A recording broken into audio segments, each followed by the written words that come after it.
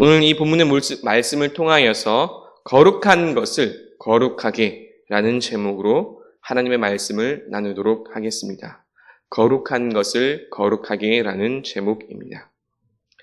서양 철학에서 가장 깊이 있고 또 중요한 질문 가운데 하나를 뽑으라면 그것은 존재와 본질에 대한 설명일 것입니다. 일반적으로 존재론에 있어서 가장 첫 번째 되는 질문은 바로 이것입니다. 어떠한 존재가 있다고 할 때에 만약 그 존재 자체로 의미가 있다라고 생각할 것인가, 아니면 그 존재의 본질이라고 할 수 있는 목적과 원인이 있을 때에 의미가 있다라고 할 수 있나라는 이 두 가지 질문입니다. 존재 그 자체로 의미가 있는가, 아니면 본질, 목적이 있을 때에 의미가 있는가, 이 질문이지요. 여러분들은 어떻게 생각하십니까? 새벽에 갑자기 철학적인 질문을 하니까 혹시 머리가 좀 아프신지요? 하지만 예를 들어 설명하면 그리 어렵지 않습니다. 지금 여러분들께서 앉아있는 의자가 있지요. 근데 의자의 본질, 목적은 사람이 앉을 수 있는 것입니다. 사람이 앉게 하는 것이죠. 그런데 만약에 그 의자에 사람이 앉을 수 없다면 과연 그것을 의자라 부를 수 있는가 하는 질문이지요. 중점에 따라 다를 수 있겠지만 보통은 존재 그 자체보다는 목적과 의미에 더 중점을 두는 경우가 훨씬 더 많이 있습니다. 의자는 앉을 수 있어야 의자라 부를 수 있는 것이죠. 앉을 수 없다면 그것은 의자가 아니거나 혹은 의자로서의 기능을 상실한 쓸모없는 물건이 되고 마는 것입니다. 아침에 조금은 어려울 수도 있는 철학 이야기를 하였는데 그 이유는 오늘 말씀이 목적과 쓰임에 벗어난 다른 목적으로 다른 이유로 사용된 물건에서부터 오늘 말씀이 시작하기 때문입니다. 무슨 물건입니까? 바로 하나님의 성전에서 사용되었던 그릇들과 성물들입니다. 오늘 말씀에는 이 그릇들이 본래의 목적이 아닌 다른 목적으로 사용되었고 그로 인해서 발생하는 사건들을 다루고 있습니다. 느부갓네살 왕 이후에 그의 아들 벨사살이 바벨론의 왕이 됩니다. 하지만 벨사살은 느부갓네살 왕에 비해서 그리 능력이 있거나 정치 감각이 있어 보이지는 않는 것 같습니다. 다만 음주 가무를 좋아하던 여느 제국 말기의 왕들과 다를 바가 없어 보입니다. 벨사살은 바벨론의 귀족 1000명을 초대한 후에 큰 잔치를 열었습니다. 문제는 그 잔치에 사용되었던 기물들이었습니다. 벨사살은 자신의 위세와 그 권위에 취했는지 예루살렘 성전에서 탈취하여 온 그 물건들, 특히 성물인 그릇들로 술을 따르는데 사용을 하였지요. 그 후에 그들은 금, 은, 구리 등으로 만든 바벨론의 신들과 잡신들을 찬양하였습니다. 혹여라도 이 장면을 유대 제사장이나 선지자들이 보았다면 정말이지 통탄했을 그런 노릇이지만 그곳에는 제국의 귀족들만이 있었지요. 그런데 바로 그때 연회장 한쪽 벽에 도무지 알 수 없는 그런 사람의 손과 같은 형상들이 나타나서 벽에 무슨 글자를 쓴 것입니다. 벨사살 왕만 그 글자를 본 것이 아니라 연회장에 있던 모든 사람들이 그 장면을 보았습니다. 벨사살 왕은 전에 들어본 적도 없는 이런 일들로 인하여서 놀랐고 번민하였습니다.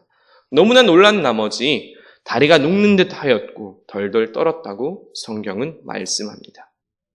자, 그러면 이처럼 놀랍고도 무서운 일을 경험한 벨사살 왕은 도대체 무슨 연유로 이 모든 일들을 겪게 되었을까요?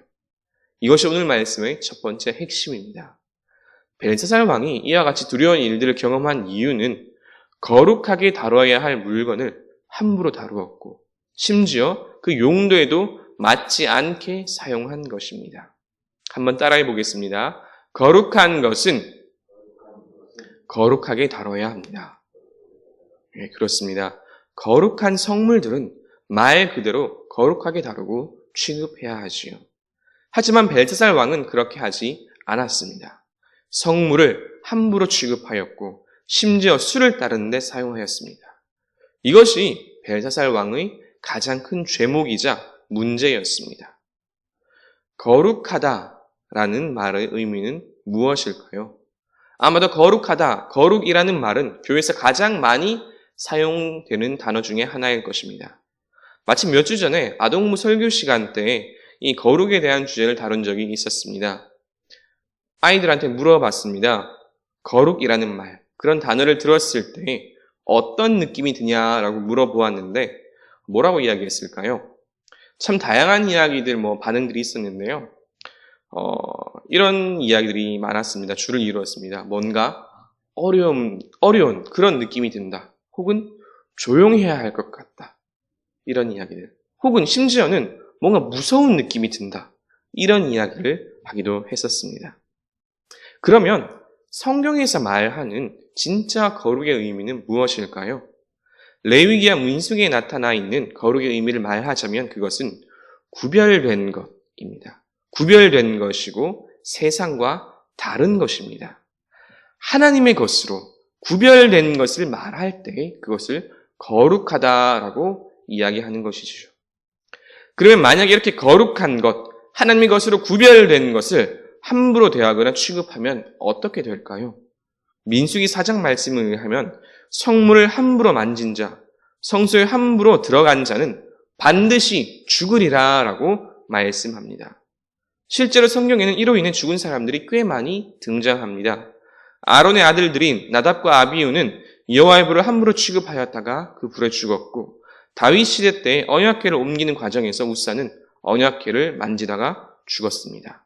율법에도 지성소에는 대제사장이 1년에 딱 한 번 대속죄일에 들어갈 수 있는데 그조차도 죽음을 각오하고 들어가야 하는 일이었지요.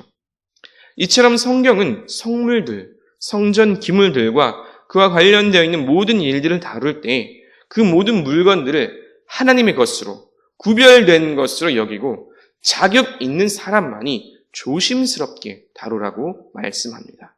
이것이 거룩한 것을 거룩하게 지키는 것이며 하나님의 것으로 구별된 것을 여기는 태도입니다. 하지만 벨사살 왕은 어땠습니까? 성전 기물을 함부로 사용했을 뿐만 아니라 그조차도 우상 숭배와 관련된 일, 술을 따르는 일에 사용하였습니다. 하나님의 법에 따르면 벨사살은 이미 죽을 이유가 차고도 넘친 것이지요. 거룩한 것을 거룩하게 여기지 아니하고 하나님의 것을 함부로 사용한 벨사살의 최후는 어땠을까요? 그 이유 말씀에 나오지만 결국 그는 그 다음 시대의 통치자 페르시아의 다리우스에게 죽음을 당하고 맙니다.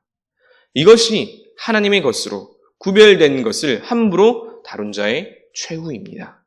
하나님께서 정해진 방법과 그 시간에 따라서 하나님의 것을 함부로 여긴 자에 대해서 엄정하게 심판하신 것입니다. 자, 그런데 이 말씀을 통해서 우리가 함께 깊이 고민해보고 생각해봐야 할 문제가 있습니다. 그것은 혹 우리도 나도 하나님의 것을 함부로 사용하고 있지는 않은가 하는 문제입니다. 벨사살 왕은 하나님의 성전의 그릇들과 그 기물들을 함부로 사용하였습니다. 우리에게 있어서 그런 그릇들, 하나님의 것으로 구별하고 거룩하게 여겨야 할 것은 무엇이 있을까요? 깊이 생각해 보시기 바랍니다. 고린도전서 6장 19절 말씀은 이렇게 말씀합니다. 너희 몸은 너희가 하나님께로부터 받은 바 너희 가운데 계신 성령의 전인 줄을 알지 못하느냐? 너희는 너희 자신의 것이 아니라. 오늘날 우리가 세상과 다른 것, 하나님의 것으로 구별된 것으로 여겨야 할 가장 중요한 것은 우리의 삶이겠지요. 또 우리의 몸, 우리의 육신일 것입니다. 성경은 우리의 몸, 우리의 이 몸 또한 성령께서 거하시는 거룩한 성전이라고 말씀합니다. 성전의 기물은 거룩하게 다뤄야 한다고 말씀드렸지요. 우리의 몸 역시 마찬가지입니다. 몸뿐일까요? 하나님께서 주신 인생, 하나님께서 주신 시간, 하나님께서 주신 물질, 이 모든 것이 하나님께로부터 온 것들입니다. 성물인 것입니다. 그런데 우리는 하나님께서 주신 이 몸으로 무엇을 하고 있습니까? 세상 사람들은 주신 몸과 물질로 자신들의 욕심을 채우고 쾌락을 채우는데 사용하지요. 하지만 하나님의 것으로 구별된 사람, 성도, 거룩한 백성이라 불리는 우리는 이 삶을 어떻게 사용해야 하겠습니까? 하나님의 뜻을 위하고 또 하나님의 영광을 위하여 사용해야 될 줄로 믿으시길 바랍니다. 거룩은 구별된 것입니다. 세상과 다른 것입니다. 세상 사람들과 똑같이 유흥을 즐기고 자신의 만족을 누리는데 우리의 몸과 마음, 시간과 물질을 사용한다면 그것은 거룩을 해치는 일입니다. 더 적나라하게 말하면 거룩한 것, 거룩해야 할 것, 우리의 몸과 우리의 삶을 거룩하게 다루지 않는다면, 함부로 세상과 똑같이 사용한다면 벨사살 왕이 당한 최후와 다를 바 없는 그러한 경험을 우리도 할 수 있다는 것입니다. 하나님께서 주신 삶, 성령의 전인 우리의 몸을, 우리의 육신을 하나님을 위해서 구별되게 거룩하게 사용하시는 저와 여러분 되시기를 주님의 이름으로 축복합니다. 오늘 말씀에 나타난 두 번째 주제는 하나님께서는 하나님의 사람을 은밀하게 사용하신다라는 것입니다. 한번 따라해 볼까요? 하나님은 하나님의 사람을 은밀하게 사용하십니다. 네, 그렇습니다. 하나님께서는 하나님의 사람을 은밀하게 사용하십니다.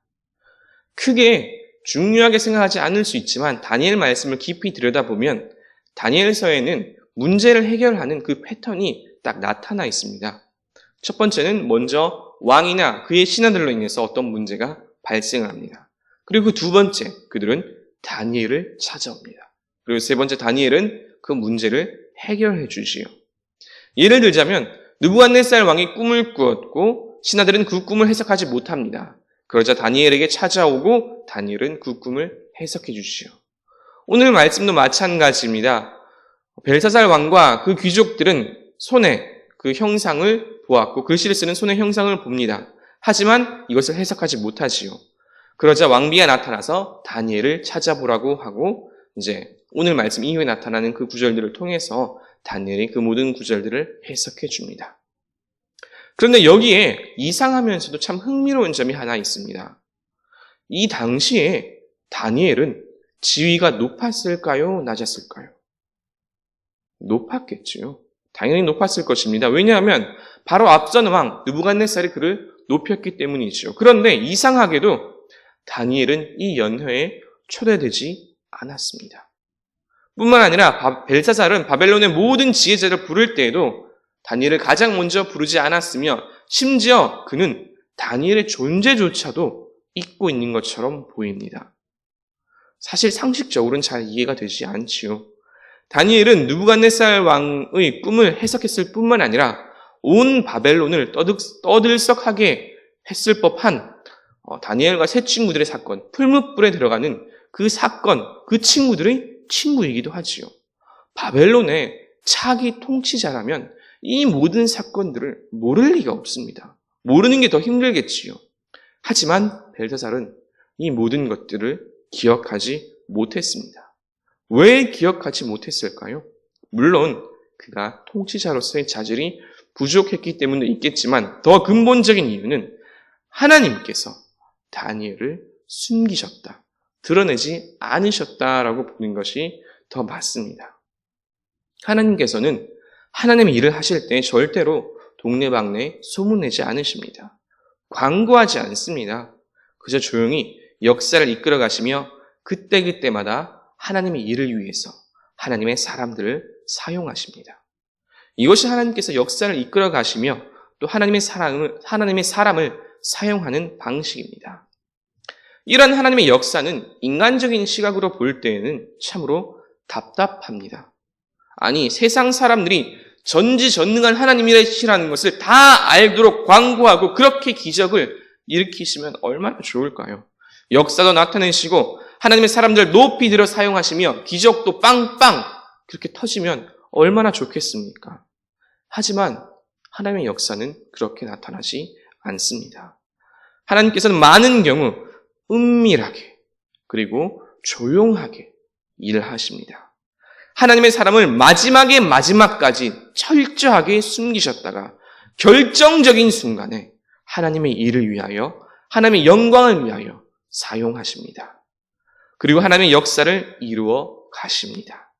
이것이 하나님께서 역사 속에서 일하시는 방식입니다. 성경에 나타나는 모든 역사가 이런 방식으로 나타나지요. 오늘 말씀에 나타나는 다니엘도 마찬가지입니다. 그는 드러나지 않습니다. 아무리 높은 지위에 있더라도, 아무리 대단한 능력이 있더라도 그는 나타나지 않습니다. 어쩌면 벨사살 왕이 연회를 열던 그날에도 다니엘은 그의 골방에서 조용히 예루살렘을 향하여서 기도하고 있었을지도 모릅니다. 하지만 하나님께서는 이런 다니엘을 마지막에, 그 마지막 순간에 드러나게 하셨고 하나님의 놀라운 일들을 나타나게 하셨습니다. 우리의 구주신 예수님은 더더욱 그러하지요. 역사에서 만약에 기독교라는 그 색깔을 지우고 기록의 역사로만 본다면 예수님의 죽음은 어떻게 평가될까요? 예수님의 십자가 죽음은 그저 유대 지역에서 반란이라는 누명을 쓰고 죽어간 어떤 30대 남자의 죽음, 그뿐이었을 것입니다. 말 그대로 아무것도 아닌 기록이겠지요. 예수님께서 공생애를 시작하기 전에는 아무도 예수님께 주목하지 않았습니다. 하지만 하나님의 계획은 다르지요. 전혀 다릅니다. 아무도 주목하지 않는 곳, 숨겨진 곳, 바로 그곳에서부터 하나님의 역사는 시작되고 마침내 하나님의 크신 뜻을 위하여 드러내시고 나타내십니다. 이것은 오늘날에도 마찬가지입니다. 저는 주사랑교회의 존재를 2018년 7월 이전에는 전혀 모르고 있었습니다. 담임 목사님 이름도 전혀 모르고 있었죠. 처음 들었습니다. 우리 교회는 드러나지 않는 교회입니다. 하지만 주사랑교회에 와서 깊이 사역을 해보니 저는 감히 말하건대 이보다 더 큰 일들을 감당하는 교회는 정말 잘 없을 것입니다. 하나님의 놀라운 기적의 역사가 계속해서 나타나는 교회가 우리 주사랑교회인 줄 믿으시길 바랍니다. 하지만 사람들은 잘 모릅니다. 세상 사람들도 모릅니다. 왜 그럴까요? 하나님께서 하나님의 일을 위하여 드러내지 않고 은밀하게 우리 교회를 사용하시기 때문입니다. 은밀하지 않았다면, 만약 우리 교회가 드러났다면 지금까지 하던 이 모든 사역들을 제대로 감당하기란 힘들었을 것입니다. 하지만 하나님께서 감추셨기에 주사랑교회는 하나님의 손에 쓰임받는 교회가 된 줄로 믿으시길 바랍니다. 이것은 우리의 삶도 마찬가지입니다. 유명해지는 것은 결코 복이 아닙니다. 드러나는 것이 결코 복이 아닙니다. 진짜 복은 은밀하게 하나님께 사용되는 것인 줄로 믿으시길 바랍니다. 세상 사람들 아무도 모르지만 하나님께서 하시고 내가 알고 우리가 압니다. 그러면 된 것이지요. 오늘 말씀은 다니엘과 같이 하나님께서 세상에는 감추셨지만 하나님의 일들을 위하여 은밀하게 쓰임받는 저와 여러분 되시기를 주님의 이름으로 축복합니다. 말씀을 정리합니다. 거룩한 것을 거룩하게 여기라 라는 주제로 함께 하나님의 말씀을 나누었습니다. 바벨론과 벨사살 왕이 그와 같이 허무한 죽음을, 그러한 최후를 맞이한 것은 하나님의 것을 거룩하게 여기지 않았기 때문입니다. 거룩하게 하나님의 것으로 구별되게 여기고 사용해야 할 성물들을 우상숭배와 술을 따르는데 사용한 그 벨사살은 성경의 말씀을 따라 멸망하게 된 것입니다. 거룩한 것을 함부로 다룬 이 벨사살 왕을 타산지석 삼아서 우리는 다르게 살아야 합니다. 세상과 다른 모습, 하나님의 것으로 구별된 모습, 우리 스스로 부르는 호칭, 성도, 거룩한 백성이라는 말에 어울리는 삶을 살아서 하나님께 영광 돌리는 저와 여러분 되시기를 축복합니다. 더불어 오늘 말씀 가운데 은밀하게 숨겨져 있는 또 하나의 중요한 진리, 하나님께서는 하나님의 사람을 은밀하게 사용하신다라는 이 진리를 확신하시기 바랍니다. 당시에 누구나 떠올릴 법한 다니엘이었지만 하나님께서는 그를 숨기셨습니다.